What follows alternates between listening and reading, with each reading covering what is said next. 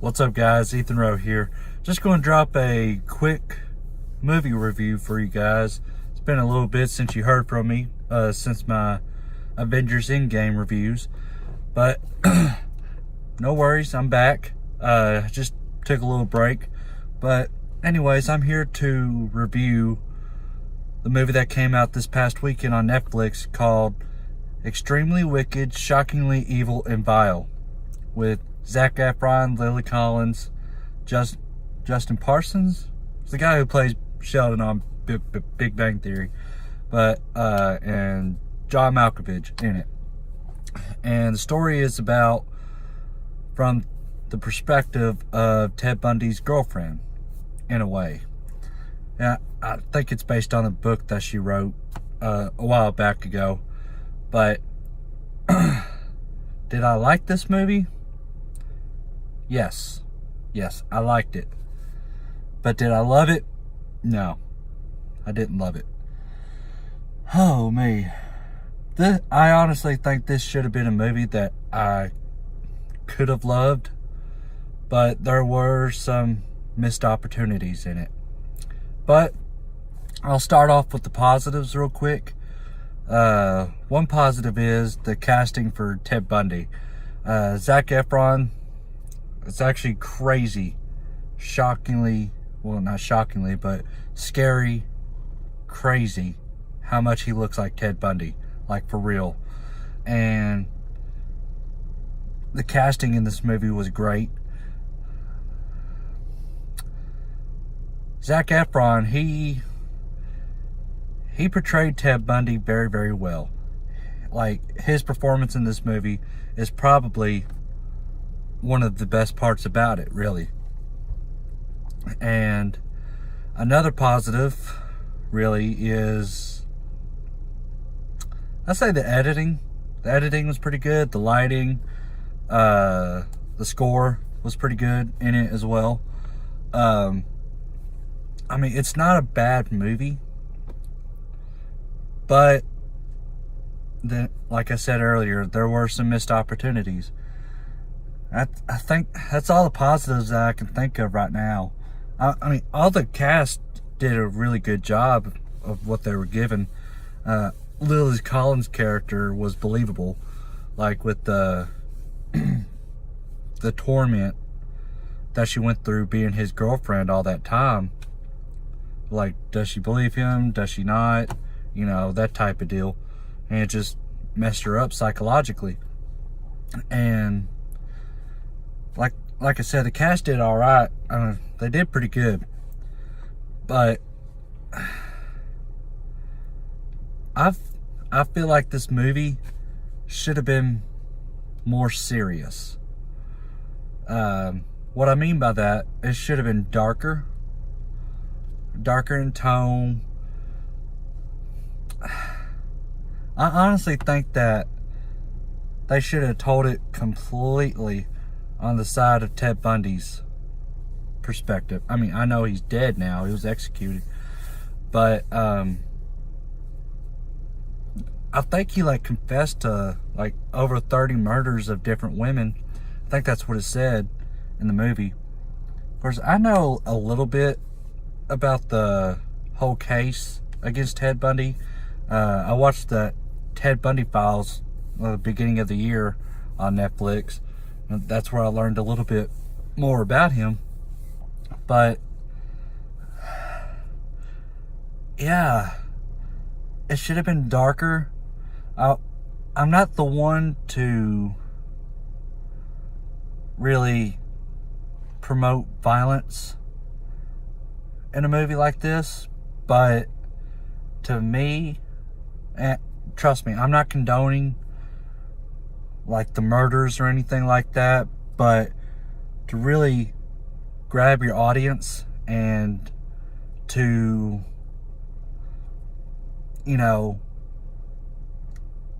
disturb your audience.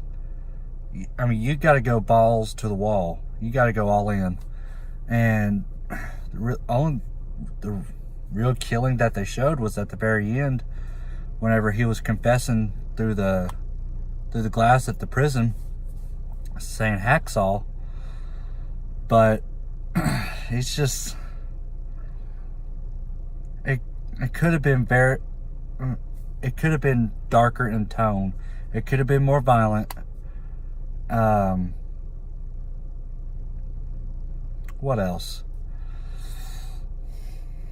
I don't know. There was just something about this movie that I just didn't.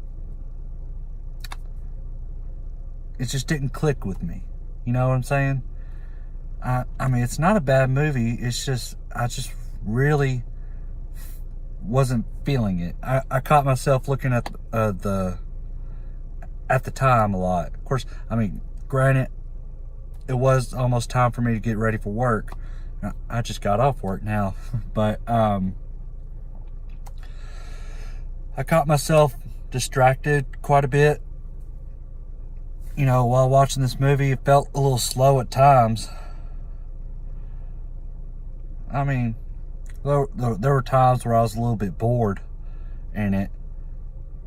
But, I mean, it would pick back up, then slow back down. Pick back up, slow back down. I mean, don't get me wrong, the editing was pretty good in this movie. But, you know, it just could have been done way better. Excuse me. This was a movie I was actually really looking forward to going into watching. But, I don't know, I guess I just had my expectations a little too high. I tend to do that from time to time, but maybe if I, like, you know, give it a second watch sometime soon, I'll feel a little bit differently about it. But, you know, I was just, my first impressions are a little bit, you know, they're very important to me on movies. Like, they have to really hook you from the get-go. And I believe it didn't really capture that. Of course, this is a movie you really have to pay attention to because it flips back and forth a lot between time periods. And you also gotta really understand, like, the story of Ted Bundy to really get this too, because, you know, one second he's in Seattle, next he's in Utah, next he's in Florida. You know, it jumps around a lot, so you gotta know just a little bit of that and his history. But it did a good job with the accuracy of Ted Bundy. You know, how he was in real life, how he looked. It was scary, especially when Zac Efron grew out that beard. It was scary how much he looked like him. And I was like, oh, Jesus. But I honestly think now I'm only going to look at Zac Efron as being Ted Bundy. And I was like, ugh, I kind of don't want that. So he needs to do something quick in order to change that.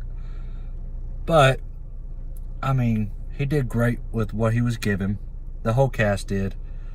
It's a good movie overall, but, you know, I was really disappointed with it, in my opinion.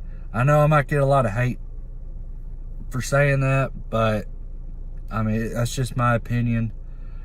And I know what I said about the violence, that may come across as controversial, but I mean, I'd say that again. I do not condone of, you know, showing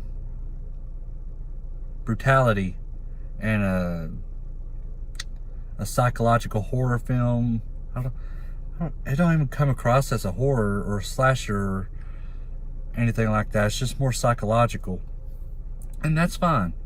But if you're going to, like, have a movie like a documentary type deal movie, a dramatization of a serial killer, you got to show that brutality. You got to show your audience that, you know, you're not messing around, because they weren't messing around whenever they did it and did those heinous acts. But